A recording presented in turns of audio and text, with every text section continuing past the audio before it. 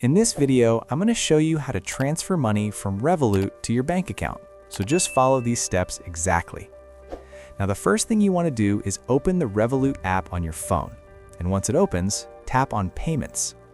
Now after that, look at the top right corner and tap on the plus icon.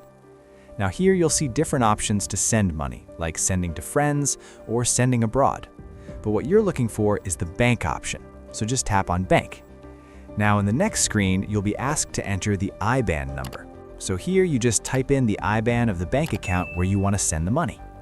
Now once you enter the IBAN, just add the recipient and confirm the details. Now after adding the recipient, you can choose the amount you want to send and then confirm the transfer. Now one useful thing is that you can save your bank details. So next time you want to send money, you can do it with just one tap by selecting the saved bank account. And that's it. That's how you transfer money from Revolut to your bank account. If this helped you out, please subscribe. It really helps me out as well.